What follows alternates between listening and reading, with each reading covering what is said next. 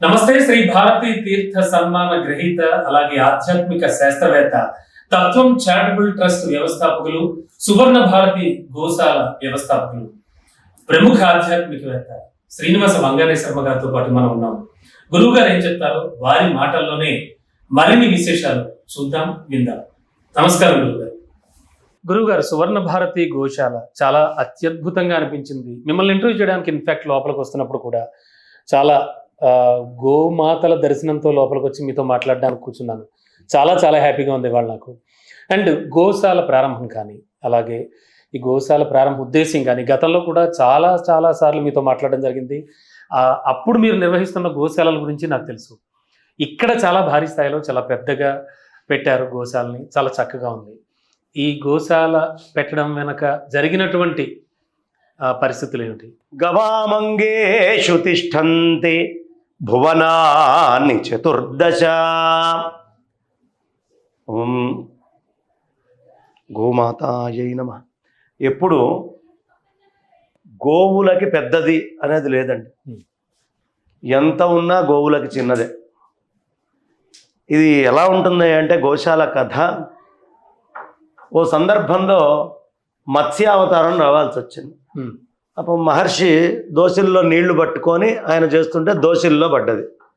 ఆ దోసిల్లో పడ్డటువంటి చేప ఇంటికి తీసుకెళ్ళి కమండలంలో వేస్తే కమండలం అంత అయింది. ఆ కమండలంలో పడ్డ చేప పెద్దదైంది కదా అని తీసి తొట్టిలో వేస్తే తొట్టి అంతా సరిపోయింది. తొట్టి నుంచి నూతిలో వేసాడు, అందులో సరిపోయింది. చెరువులో వేస్తే చెరువులో సరిపోయింది. నదిలో కూడా పెరుగుతూ పోయింది. సముద్రంలో తీసుకొని వెళ్ళి వదిలిపెడతారు. గోశాల ఎప్పుడు ఇలాగే ఉంటుంది. మనం గోశాల కదా అని ఏదో ఆరంభిస్తాం, 2 ఆవులతోటో 3 ఆవులతో వటిడింతై అన్నట్టు వెళ్ళిపోతుంది అంటారు. అంతే. 2 ఆవులో 3 ఆవులతోటో మనం మొదలు పెడతాం. ఈ మొదలు పెట్టింది మరి అది అభివృద్ధి చెందకుండా ఉంటుందా? పెరుగుతూ పోతూ ఉంటుంది. ఓదాని తర్వాత ఆవు, ఓదాని తర్వాత ఒక ఆవు పెరుగుతూ ఉంటుంది. ఈ బాగుంది కదా అని బయట నుంచి జనాలు ఎప్పుడైనా భారం తీసుకున్న వాడి మీద భారం వేయడానికి సంసిద్ధంగా ఉంటారు, కొత్త ఆవుల్ని తెస్తారు. మేము మొదలుపెట్టినప్పుడు మీరు పాత గోశాల చూసాము, దానికి దీనికి తేడా ఉంది అన్నారు. ఆ గోశాల చాలా చిన్నగా ఒక 20 ఆవులకి యోగ్యంగా దాన్ని కట్టడం అయింది. చూస్తూ 1.5-2 ఏళ్ల లోపల 20 ఆవుల నుండి 30 వచ్చేసినాయి, ఇరుక్కొని ఉన్నాయి. ఏం చేయాలి అని ఆలోచిస్తున్న తరుణంలో ప్రభుత్వానికి దాఖలు పెట్టుకుందామా, అప్లికేషన్ పెట్టుకుందామా? ఆవుకి ఇంత దుర్భరమైన పరిస్థితి వచ్చింది. ఒకప్పుడు గోగ్రాస భూములు అంటూ మన రాజకీయ నాయకులు మన రాజ్యాల్లో రాజులు మెయింటైన్ చేసేవాళ్ళు. పాపం స్వతంత్రం వచ్చాక కూడా దేవుడి దయ వల్ల రెవెన్యూ రికార్డులో మార్చలేక గోగ్రాస భూములు అని భూములు ఉంటాయి. ఇవాళ గోగ్రాస భూములన్నీ రాజకీయ నాయక వ్యాపారవేత్తలు కబ్జాదారుల యొక్క గ్రాస భూములు అయిపోయినాయి. ఆవులకి భూములు లేవు. ప్రతి ఊళ్ళో కంఠములో ఆవులకి గోగ్రాస భూములు ఉండేవి. మరి హైదరాబాద్ చుట్టూతో చాలా గ్రామాలు ఉన్నాయి. గోగ్రాస భూములన్నీ మాయమైనాయి. ఎక్కడికి పోయినాయి? విస్తరించుకుంటూ వెళ్ళిపోతారు. అంటే ఎవరో దాతలు పెద్దవాళ్ళు పూర్వమంతా ఆవుల కోసం నియమించినటువంటి భూములన్నీ కూడా అన్యాక్రాంతం అయిపోయింది. మహానగరం చూస్తే ఆవుల్ని అటు ఇటు తిప్పడానికి కూడా ఎక్కువ అవకాశం ఉండదు, కఠినంగా ఉంటుంది. ఎలా అని ప్రభుత్వానికి పెట్టుకొని ముందరికి వెళ్ళాలి అనే ఇబ్బందుల్లో ఉన్న సమయంలో మా సంస్థకి అధ్యక్షులు రమేష్ గుప్తా గారు, తేలుకుంట్ల రమేష్ గుప్తా గారు, వారు నాదొక స్థలం ఉంది, మరి మీరు అక్కడ ఏమన్నా ఏర్పాటు చేసుకుంటా అంటే చేసుకోండి అని ఎల్బీ నగర్లో ఈ బైరామల్గూడ నడి రోడ్డు మీద ఆయనకున్నటువంటి స్థలాన్ని విశాలమైనటువంటి హృదయంతో ఆయన కానీ ఆయన కుటుంబం కానీ గోశాల నిర్మించడానికి మీరు దీన్ని వాడుకోండి అని చెప్పి ఇంత సమయం అని కానీ ఇదని కానీ లెక్క కానీ పత్రం కానీ ఏమి లేకుండా ఆయన ఇవ్వడం జరిగింది. అద్భుతమైన విశాలమైన ప్రాంగణం, చాలా బాగుంది. ఇచ్చిన తర్వాత ఇస్తే అయిపోయిందా, కట్టాలిగా, దానికి మళ్ళీ ధనం కావాలిగా. వెంటనే మా ట్రస్ట్ సభ్యులతో అలాగే రవికుమార్ గారు కేవీఎస్ గ్రానైట్స్ అని, వారికి మియాపూర్లో గ్రానైట్ షాపు, ఆ దంపతులు కానివ్వండి, ఇంకో పక్కన నా సోషల్ మీడియా వింగ్ని చూసేటటువంటి మా ఆర్కిటెక్ట్ గారి వైఫ్ ప్రభాకరు, చైత్ర అయితేనేంటి, అదేవిధంగా సంధ్య, చంద్రశేఖర్ గారు, ఇంకా చాలామంది మా సంస్థలో వచ్చేటువంటి ప్రతి ఒక్కళ్ళు, జానక్ గారని, ఇలా ఇంకా నేను పేర్లు చెప్పుకుంటూ వెళ్తే చాలా పేర్లు వస్తాయి. అందరం ఒకసారి కూర్చున్నాం, ఎలా స్థలం వచ్చింది, కట్టాలి. ప్రధానంగా భుజం మీద వేసుకొని రవికుమార్ గారు పాప ఆయన వ్యాపారం అంతా కూడా పక్కన పెట్టి ఇక్కడికి వచ్చి వీళ్ళందరితోటి కోఆర్డినేట్ చేసుకుంటూ ఈ స్థాయిలో కట్టడం అయింది. ఇవాళ ఆవులకి, ప్రవచన మంటపానికి, చిన్న చిన్న షష్ఠి పూర్తులు, అక్షరాభ్యాసాలు, అదే నామకరణాలు, మంచి మీటింగులు, ఏవైనా ఆధ్యాత్మికమైన మీటింగులు, ఇవన్నీ పెట్టుకోవడానికి ఒక డయాస్, ఆ ముందర కూర్చోడానికి సామూహికంగా 200 మంది హాయి కూర్చోడానికి, వంట చేసుకోవడానికి, ఆవుల మధ్యలో వసతి, యజ్ఞశాల, చాలా యజ్ఞశాల జానక్ గారు అని ఆవిడ చేయించడం జరిగింది. చాలా బాగుంది. ఇలా అనేక మంది సహకారం, మీరు చాలా చక్కగా ఉంది. గురుగారు మీరు మాట్లాడుతూ ట్రస్ట్ గురించి చెప్పారు. ట్రస్ట్ కార్యకలాపాలు ఎలా ఉన్నాయి, అంటే దాన్ని ఇంకా మీరు ఫ్యూచర్లో ఎలా అభివృద్ధి చేద్దాం అనుకుంటున్నారు? మా ట్రస్ట్ తరఫున ఇక్కడ ఆరంభమైన గోశాల ఇక్కడికి ఆగలం. అనంత శ్రీ విభూషితులు శ్రీ శ్రీ శ్రీ భారతీ తీర్థ మహాస్వామి చరణులు, శ్రీ శ్రీ శ్రీ విధుశేఖర భారతి మహాస్వామి చరణుల సంపూర్ణ ఆశీస్సులతో ఇక్కడ గోశాల ఎలా కట్టామో అలాగే రాజమండ్రి దగ్గర బాగా మత మార్పిడి పెరుగుతోంది. విపరీతంగా ఒకప్పుడు వేదంలా ఘోషించే గోదావరి అని చెప్తారు. తూర్పు పశ్చిమ గోదావరి జిల్లాలో అలాగే ఉంది పరిస్థితి. మొత్తం అంతా కూడా వ్యాప్తి చెందుతోంది. పోనీ ఆ మారేటటువంటి వాళ్ళు అవతల యొక్క గ్రంథాలని, మూలాలని అన్నీ చదివి మారట్లా, జస్ట్ ఇమోషన్స్ తోటి ఏదో అది జరిగింది ఇది జరిగింది అని చెప్పి మారిపోవటం జరుగుతుంది. కాబట్టి జ్ఞానము అనేది సనాతన వైదిక ధర్మంలో ఉన్నంత విస్తృతంగా ఇంకా ఏ ధర్మంలోనూ లేదు. ఈ విషయం ఘంటాపదంగా మళ్ళీ మన యువతరానికి, మన వాళ్ళకి అందరికీ చాటాలి అనే ఉద్దేశం కలిగింది. అక్కడ రాజానగరం దగ్గర, రాజమండ్రి దగ్గర రాజానగరం దగ్గర గండేపల్లి మండలంలో నాయకంపల్లి అనే గ్రామంలో చాలా విశేషంగా మేము ఒక ఆధ్యాత్మిక సంస్థను ఆరంభం చేయాలని కట్టడం, సాక్షాత్ విధుశేఖర భారతి మహాస్వామి చరణుల వారు వచ్చి అక్కడ ఓపెనింగ్ చేయడం, అక్కడ గ్రామస్తులు, ఇక్కడ హైదరాబాద్ నుంచి మాకున్నటువంటి బలాబలగాలు, ట్రస్ట్, సహాయ సహకారం అందరము కలిసి అద్భుతం ఏకతాటి మీదకి వచ్చి అక్కడ నిర్మాణం చేయడము.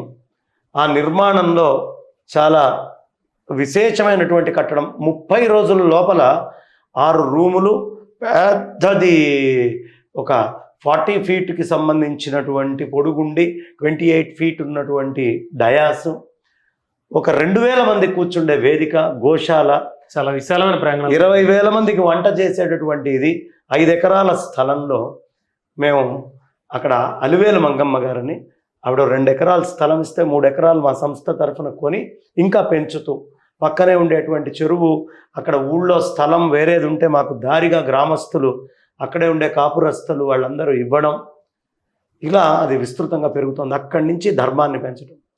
ఇది అంతా ఫిజికల్ స్ట్రక్చర్. కానీ తత్వం చారిటబుల్ ట్రస్ట్ యొక్క ప్రధాన లక్ష్యం ఏమిటి అదే అంటే, ఇవాళ హిందూ ధర్మం మీద దాడి జరుగుతుంది, మనం చూస్తున్నాం. ఈ దాడిలాగా నెక్స్ట్ దాడి ఉండదు. ఇంకొక 50 ఏళ్లకి ఈ ధర్మం మీద దాడి ఎలా జరగబోతోంది అనేటటువంటి ప్రణాళిక మొత్తం తీసుకొని ఆ రోజు ఉన్నటువంటి యువతరానికి, పిల్లలకి, పెద్దలకి రక్షణనిచ్చే విధంగా ఇప్పుడు ఆర్టిఫిషియల్ ఇంటెలిజెన్స్ వస్తుంది. మనం ఎంతసేపు కూర్చున్నా ధర్మం ధర్మం ధర్మం అంటున్నాం. ఓ పక్క నుంచి బీటా కిట్స్ అంటూ తయారు చేస్తున్నారు. 25 ఏళ్ళు, ఈ 2025లో పుట్టినవాళ్ళు. ఈ బీటా కిట్స్ అందరూ కూడా ఆర్టిఫిషియల్ ఇంటెలిజెన్స్ కిట్స్ అని పూర్తిగా దాని మీద రిలై అయ్యేట్టుగా తయారు చేస్తున్నారు. ఇది కాదు. One should enter in to some other area. మన ఉపనిషత్తులు, ధర్మశాస్త్రాలు మన పరాప్రకృతిలో ఉండే బుద్ధి గురించినటువంటి ఇంటెలిజెన్స్ని చూపిస్తున్నాయి. ఈ ఇంటెలిజెన్స్ నుంచి వీళ్ళు ఇంకా దూరం అయిపోతారు. మొబైల్ వచ్చి వెహికల్స్ వచ్చి ఫ్లైట్స్ వచ్చేటప్పటికే ఇంత మార్పు వచ్చింది జనాల్లో, ఇంకా మార్పు వస్తుంది. కాబట్టి ఆనాటి టెక్నాలజీకి ఆనాటి దీనికి జరిగే దాడులు ఏమిటో తెలుసుకొని అవతల మతాలన్నీ కూడా వాళ్ళని వాళ్ళు అప్గ్రేడ్ చేసుకుంటున్నారు. అది సోషల్ మీడియాలో గేమ్స్ పరంగా కానివ్వండి, మీడియా ఛానల్స్లో పెట్టుబడుల రూపంలో కానివ్వండి, ఏదో విధంగా ఆకర్షింపజేయడం, బిజినెస్ల రూపంలో కానివ్వండి, వాళ్ళు వచ్చేస్తున్నారు. వాళ్ళని వాళ్ళు అప్గ్రేడ్ చేసుకుంటున్నారు. వాళ్ళ మూల ధర్మాలని పాడు చేసుకోవట్లేదు. మనం మూల ధర్మాన్ని పాడు చేసుకుంటున్నాం, అప్గ్రేడ్ చేసుకోవట్లేదు. అందుకని మా సంస్థ తరఫున ఇప్పుడున్న క్షేత్రాలని కాపాడటం ఎలా అనే R&D wing, research and development ఉన్నట్టుండి రేపు గుళ్ళు హిందూ సంస్థలకు ఇవ్వండి అన్నప్పుడు హిందూ సంస్థలకు ఇవ్వడానికి తీసుకోవడానికి తగ్గటువంటి బైలాస్ ఎక్కడున్నాయి? అలాంటి బైలాస్ అన్నిటినీ మేము యాడ్ చేసుకొని క్షేత్రాలని మా ఆధీనంలో మేము నడుపుకోగలము అని చూపించడానికి ఈ సంస్థని, ఆ రాళ్ల మీద, ఆ రప్పల మీద, అన్నిటి మీద R&D, మన పూర్వీకులు చేసిన R&Dని చాలా ప్లానింగ్ గా, చాలా కన్స్ట్రక్టివ్ గా వెళుతున్నారు. గోవుల మీద R&D, ఎస్, కన్స్ట్రక్టివ్ ఉండాలండి, లేకపోతే ఇబ్బంది అవుతుంది. గోవుల మీద R&D, గోవుల మీద ఉండే జాతుల మీద R&D, పిల్లల యొక్క మానసిక స్థితి మీద R&D, వాళ్ళల్లో ఈ ధర్మం పోకుండా ఉండాలంటే R&D. ఈ ఇమోషన్స్ని మన ధర్మం నుంచే మిగతా వాళ్ళు నేర్చుకుంది. సంకల్పం చెప్పడము, రోగం వస్తే దేవుణ్ణి అర్చన చేసుకోవడం, పూజా విధానం, ఇవన్నీ సనాతనంగా వేల సంవత్సరాల నుంచి ఉన్న వైదిక ధర్మానికి మా దగ్గర చేసుకుంటే మీరు మారిపోతారు అన్నాడంటే మనం కరెక్ట్ గా ప్రజెంట్ చేయట్లేదనే కదా. అంటే నథింగ్ బట్ వైదిక ధర్మాన్ని 2.0, 3.0 స్థాయికి తీసుకువెళ్ళడానికి విపరీతంగా పాటుపడుతున్నారు. ఎగ్జాక్ట్లీ తత్వం చారిటబుల్ నెక్స్ట్ స్టేజ్కి వెళ్ళాలి. సూపర్. ఇలా వెళ్ళేటప్పుడు మనకి సహాయ నిరాకరణ, అది కూడా అందరూ వస్తున్నటువంటి ఆస్తుల్ని చూసేవాళ్ళు చాలా మంది ఉన్నారు. ఈ భూమి ఎవడు ఆస్తిని కట్టుకొని పోడు. ఈ భూమి మీద మనం చేసే పని మన ధర్మమే మనం తీసుకొని వెళ్ళే నిజమైన ఆస్తి. కాబట్టి ఇది ఎవరో నెక్స్ట్ తరాల వాళ్ళు ఆపరేట్ చేసేదే. వాళ్ళని సుశిక్షితుల్ని చేయడం కోసం ఈ సంస్థల్ని తీసుకురావడం, భూదానాల రూపంలో చాలామంది భూదానాలు చేయడము, ఈ సంస్థలు మేము నిర్మాణం చేస్తోంది చాలా దూరదృష్టితో వైదిక ధర్మ పరిరక్షణ కోసము.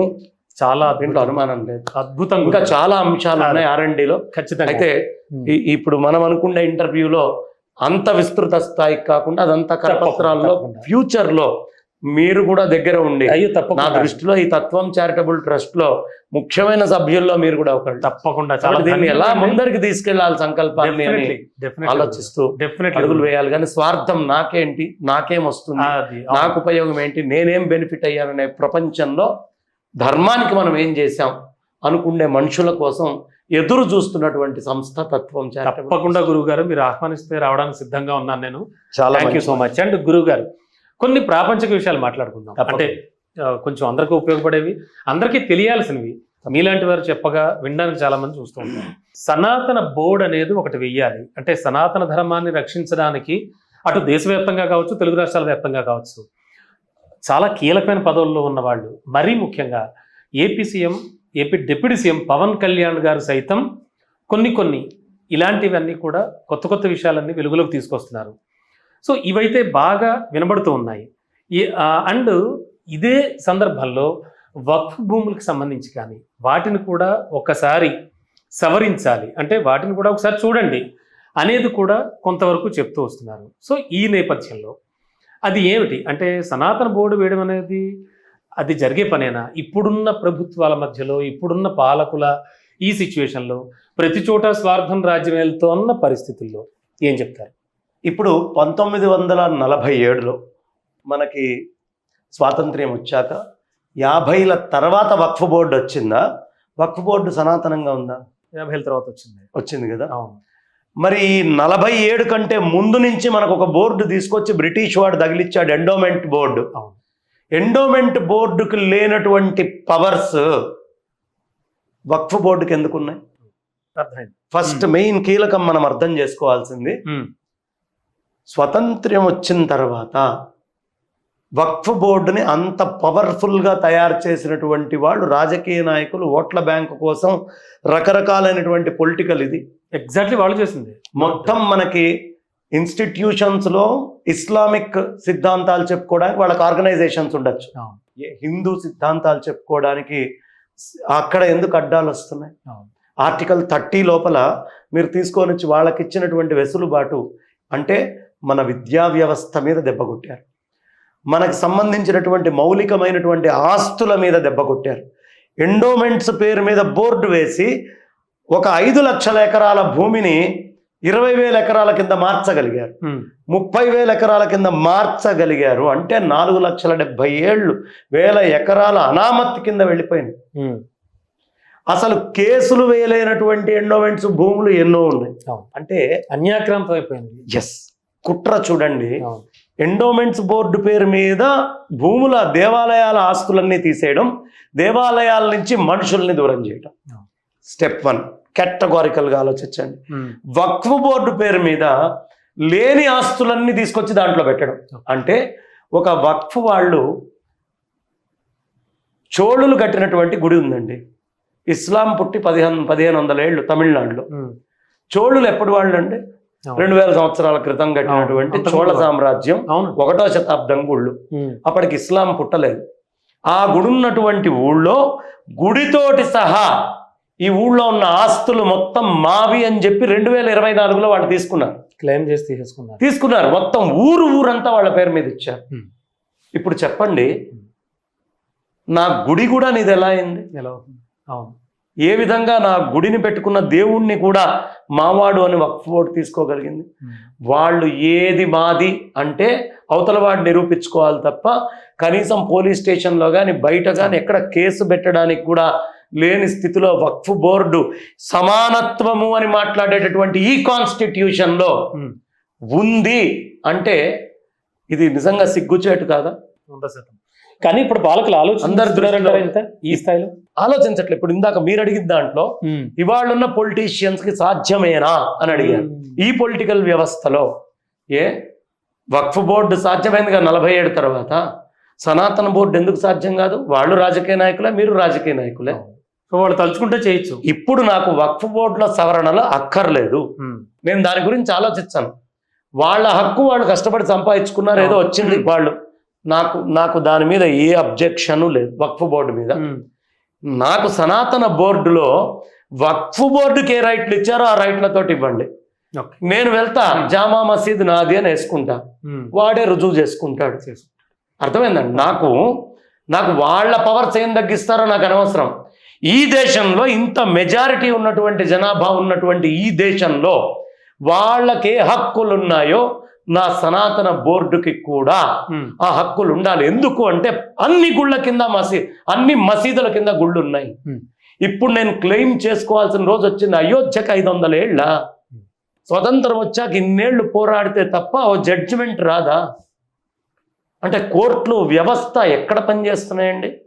ఇవాళ కనిపించిన న్యాయం ఇన్ని 100 ఏళ్లలో, ఇన్ని దశాబ్దాలలో మీకు కనిపించలేదా? ఎందుకు ఇంత డిలే అయింది? న్యాయ వ్యవస్థ మాకింత వీక్ ఉందని చెప్పుకోవడం కదా అది. ఇంకా కాశీది నడుస్తుందా?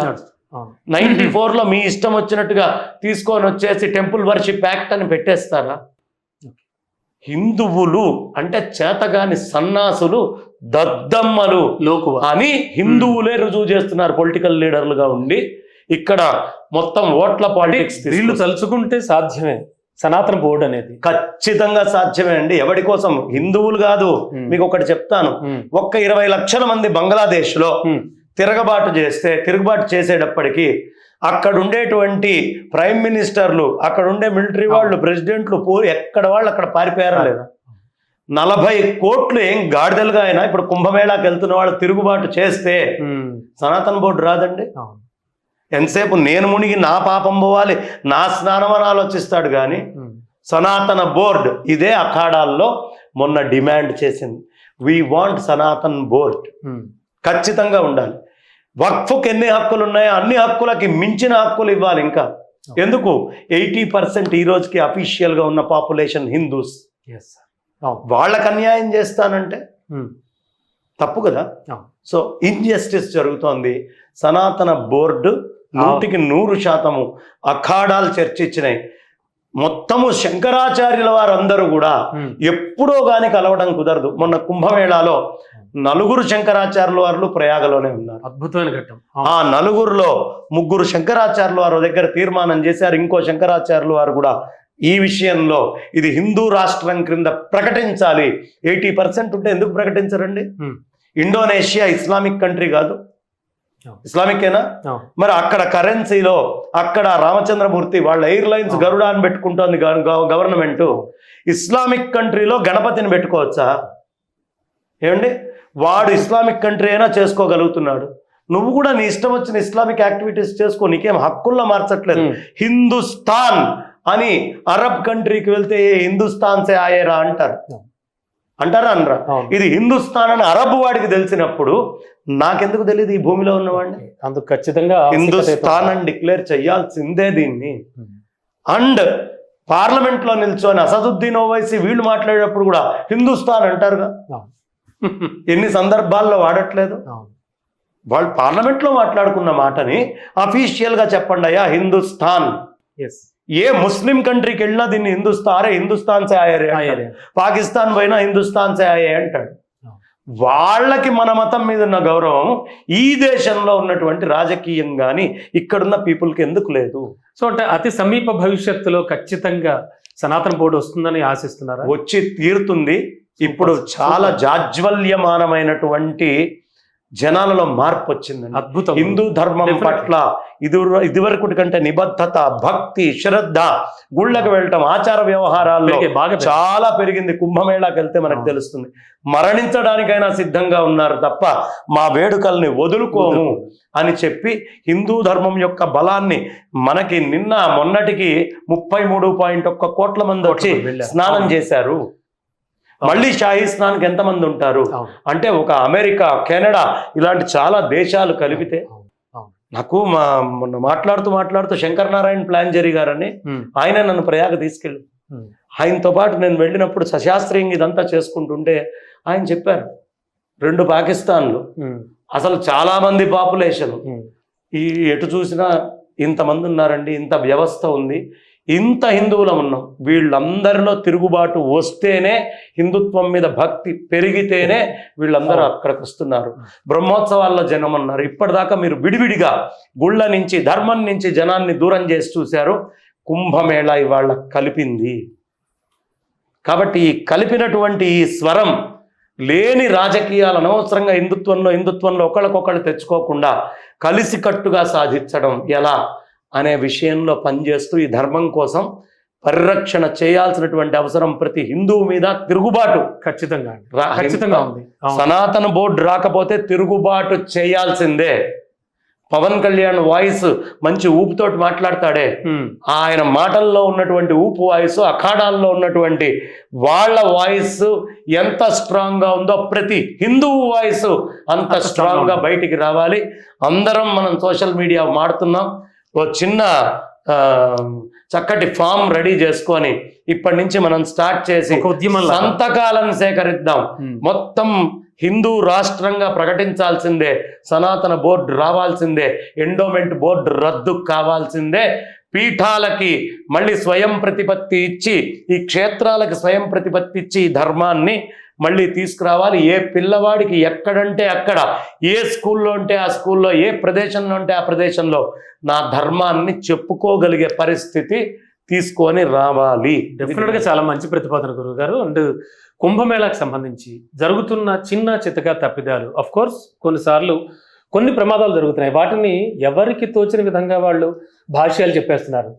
అక్కడెక్కడో అద్భుతంగా జరుగుతున్నటువంటి కుంభమేళా గురించి వాళ్ళు వెళ్లకుండా, వాళ్ళు చూడకుండా ఇక్కడ కూర్చొని చెప్పేసేటువంటి గొప్ప గొప్ప వాళ్ళు అంతా తయారైపోయారు. ఏమనిపిస్తుంది గురువు గారు? అంటే మహాకుంభమేళా అంటే ఒక అద్భుత ఘట్టం. ఈ మధ్య స్యూడో సెక్యులర్స్ ఎక్కువయ్యారండి. బాగా ఒళ్ళు కొవ్వెక్కి మాట్లాడుతున్నారు. ముక్కలో చెప్పాలంటే ఏంటి అంటే, ఈ గొంతు లేపి మాట్లాడేటటువంటి దద్దమ్మలకి అక్కడ మక్కాలో స్టాంపీడ్ జరిగింది. హీట్ వేవ్ కి కనీసం కూలర్లు లేవు అని పాకిస్తాన్ నుంచి వెళ్ళిన వాళ్ళందరూ స్టేట్మెంట్స్ ఇచ్చారు. ఎంతమంది అండి అక్కడికి వచ్చింది? 3 మిలియన్. 3 మిలియన్స్కే 3 బిలియన్స్. ఇక్కడికే మీరు ఈ స్థాయిలో మాట్లాడుతూ పోతే ఏదో 3 మిలియన్స్కే ఇక్కడ ఎంతమంది వచ్చారండి? 40 కోట్లు అంటే మాటలా? రీచ్ అవుతుంది. అవును. 10 మిలియన్ అయితే 1 బిలియన్. మనం ఎక్కడ ఉన్నాము? 40 కోట్ల మంది వచ్చే దగ్గర వ్యవస్థ, అందులో చిన్న ఇది అక్కడ 100 మంది 300 మంది చచ్చిపోయారు. ఎస్, ఇక్కడ మరణించడం బాధాకరమే. ప్రభుత్వ నిర్లక్ష్యం, ప్రజలది కూడా నిర్లక్ష్యం ఉందండి. డైరెక్షన్ చెప్తున్నా ఆ డైరెక్షన్ లో వెళ్లకుండా బ్యారికేడ్లు దూకి దాటి వెళ్ళి, ఎప్పుడు ఆతతాయిలు ప్రతి చోట ఉంటారు, దూకి వెళ్ళి ఇంకేదో చెయ్యాలి అనేటువంటి దురుద్దేశాలతో ఉన్న వాళ్ళు ఉంటారు. ఇతరమైనటువంటి కుట్రలతో పనిచేసే వాళ్ళు కూడా ఉంటారు. ఇంత వ్యవస్థలో దీన్ని ఎలా భగ్నం చేయాలి అని. ఆ రోజు షాహీ స్నానం తెలుసు, ఆ రోజు అమావాస్య అని తెలుసు. చాలా కష్టపడి పోలీసులు రాత్రింబగళ్ళు నిద్ర లేకుండా అక్కడ పనిచేస్తున్నది మేము అందరం చూసాం. మౌని అమావాస్య.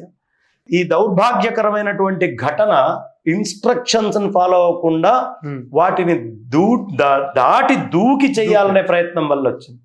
ఏ గవర్నమెంట్ అయినా, ఇప్పుడు క్రికెట్ మ్యాచ్ అవుతుంది, అక్కడ స్టాంపీడ్ అయిన సందర్భాలు ఉంటాయి, ఫుట్బాల్ మ్యాచ్లు జరిగినప్పుడు ఉంటాయి. అప్పుడు వీళ్ళెవరికి నోళ్లు రావు. మరణించిన వాళ్ళందరి కోసం ప్రార్థన చేయాలి. చాలా పొరపాటు, తప్పు చేశాం. సమకాలీనంలో ఉన్నప్పుడు ప్రభుత్వాల నుంచి కానీ మన నుంచి సహాయంలో కానీ మార్పులు జరిగినాయి. దానికి క్షమాపణ ఇవాళ ఉన్న అందరం చెప్పాల్సిందే జరిగినటువంటి పొరపాటుకి. దాని అర్థం ఇది విఫలమనో ఇంకోటో కాదు. ఇన్ని కోట్ల మందిని మేనేజ్ చేస్తున్నటువంటి ఆ గవర్నమెంట్ ఎంత కావాలంటే కుంభమేళా అంటే 40 కోట్ల మందికి కావాల్సిన ఫుడ్, ఇన్ఫ్రాస్ట్రక్చర్, టెంట్స్ ఏం లేవండి. మొత్తం ఎడారి రేగడి భూమ లాంటి ఇసుక, దాని మీద కూడా వచ్చి వక్ఫ్ బోర్డు ఇది కూడా మాదే అనేసింది. ఏం చేసుకుంటావో చేసుకోపో అన్నాడు యోగి. మా గవర్నమెంట్కి అవసరం ఉన్నప్పుడు వాడుకుంటాం, నువ్వు ఏం చేసుకుంటావు నాకు అనవసరం అని చెప్పి గట్టిగా నిల్చొని అప్పటికప్పుడు టెంపరీ ఏర్పాట్లు మొత్తం అంత చేసి ఓ సిటీని ఏర్పాటు చేసి అందరికీ ఉండడానికి ఏర్పాట్లు చేసి ఆ భయంకరమైన చలిలో భోజనాలు, రక్షణ ఎంత చేయగలరో అంతకు మించే చేశారు. ఇప్పుడు తిరుమలలో మొన్న ఏకాదశికి ఓ చిన్న మార్పు జరిగితేనే తొక్కిసలాటైంది. మరి అక్కడ ఎన్నో సంవత్సరాల నుంచి కంటిన్యూస్ గా రన్నింగ్ ఇన్ఫ్రాస్ట్రక్చర్ ఉంటేనే తేడా జరిగింది. ఇంత పెద్ద దాంట్లో తేడా జరగటం బాధాకరం.